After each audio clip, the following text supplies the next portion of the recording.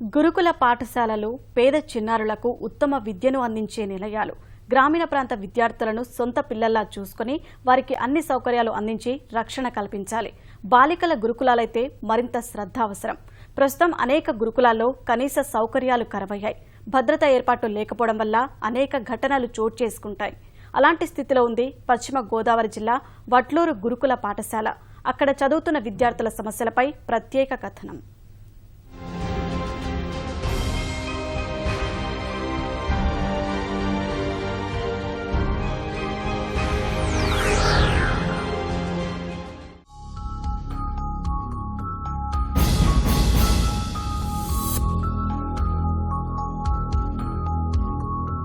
పశ్చిమ గోదావరి జిల్లా పెదవేగి మండలం వట్లూరు సాంఘిక సంక్షేమ గురుకుల పాఠశాల సమస్యలకు నిలయంగా మారింది. గ్రామానికి 4 కిలోమీటర్ల దూరంలో జాతీయ రహదారికి పక్కన 15 ఏళ్ల క్రితం నిర్మించిన భవనాల్లో తరగతులు నిర్వహిస్తున్నారు.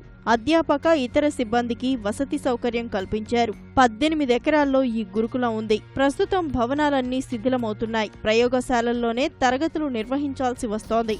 వర్షాకాలంలో గదుల్లోకి వర్షపు నీరు వస్తోంది. పెచ్చులూడి పడుతున్నాయి. విద్యుత్కు అంతరాయం కలుగుతోందని విద్యార్థులు చెప్తున్నారు.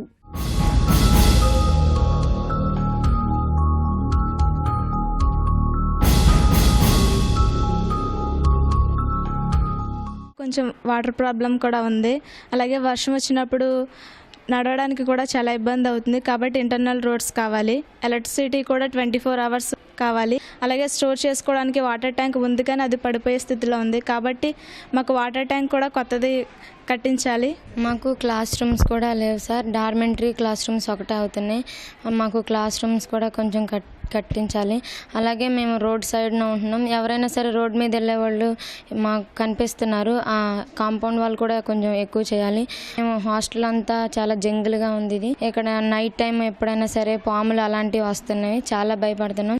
ల్యాబ్లో మాకు అసలు ఎక్విప్మెంట్ సరిగ్గా లేదు. ఉన్నా సరే చేయడానికి మంచి సదుపాయాలు లేవు. మాకు ల్యాబ్ మొత్తం పాడైపోయింది. వర్షం వస్తే పైనుండి పెచ్చులు కింద పడిపోతున్నాయి. ఈ గురుకులంలో సుమారు 700 మంది బాలికలు చదువుతున్నారు. చుట్టూ ప్రహరీ గోడ సరిగా లేదు. సిబ్బంది నివసించే భవనాలు పూర్తిగా శిథిలమయ్యాయి. బాలికలను కంటికి రెప్పలా కాపాడాలంటే సిబ్బంది గురుకులం ఆవరణలోనే నివాసముండాలి. ఇక్కడ భవనాలు పాడవడం వల్ల ఒకరిద్దరు మినహా మిగతావారు వేరే ప్రాంతాల్లో ఉంటున్నారు. ఇలాంటి పరిస్థితుల్లో ఆడపిల్లలు భయం గుప్పెట్లో గడుపుతున్నారు.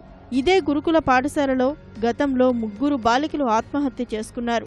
ఆ తర్వాత సుమారు 8 కోట్ల రూపాయలతో కొత్తగా వసతి గృహం తరగతి భవనాల నిర్మాణాన్ని ప్రారంభించారు. భవన నిర్మాణ పనులు నత్తనడకన సాగుతున్నాయి. పాత భవనాలు తక్షణం కూల్చివేయాలని ఇంజనీరింగ్ అధికారులు సూచించినా అదే భవనాల్లోనే ఉండాల్సి వస్తుందని సిబ్బంది ఆవేదన వ్యక్తం చేస్తున్నారు.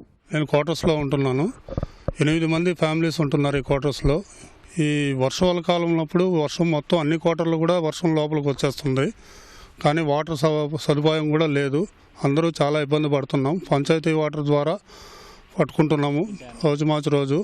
ఎప్పుడు ఏ పెచ్చు ఊడి పడుతుందో అనేది తెలియదు. ఆల్రెడీ 2-3 మీద పడింది కూడా ఇంట్లో. ఈ బిల్డింగ్ మొత్తం కూడా చాలా అధ్వానంగా ఉంది. 24 అవర్స్ పిల్లలు ఇక్కడే ఉంటారు కాబట్టి టీచర్స్ అందరూ ఇక్కడ ఉండి వాళ్ళ యొక్క బాగోగులు చూస్తూ వాళ్ళని ఆల్రౌండ్ డెవలప్మెంట్ కోసం పనిచేయవలసినటువంటి పరిస్థితి మాది. ఇక్కడ ఈ వట్లూరు స్కూల్లో మరి క్వార్టర్స్ అనేవి కంప్లీట్గా లేవు. ఇప్పుడు ప్రస్తుతం ఉంటున్నటువంటి స్కూల్ బిల్డింగ్స్ కానీ, డార్మెటరీస్ కానీ, మరి డైనింగ్ హాల్ కానీ, లేకపోతే క్వార్టర్స్ కానీ అన్నీ కూడా పూర్తిగా పాడైపోయి ఉన్నాయి. భవనాల నిర్మాణం పూర్తి చేస్తే అన్ని ఇబ్బందులు తొలగిపోతాయని ప్రిన్సిపల్ స్పష్టం చేస్తున్నారు. అది వరకు పాత బిల్డింగ్స్ని డెమాలిష్ చేసి కొత్త బిల్డింగ్స్ కడుతున్నారు. అవి త్వరగా కట్టి ఇస్తే పిల్లలకి కానీ అలాగే స్టాఫ్కి కానీ అందరికీ కూడా మంచిగా ఉంటుంది. ఉన్నటువంటి బిల్డింగ్స్ శిథిలావస్థలో ఉన్నాయి. ల్యాబ్స్ కానివ్వండి, అదేవిధంగా బిల్డింగ్స్ కానివ్వండి. క్లాస్ రూమ్స్ లేవు. క్లాస్ రూమ్స్ కన్స్ట్రక్షన్ చేయడం జరుగుతుంది. గురుకుల పాఠశాలకు అన్ని సౌకర్యాలు కల్పించి సమస్యలు తీర్చాలని విద్యార్థులు కోరుతున్నారు.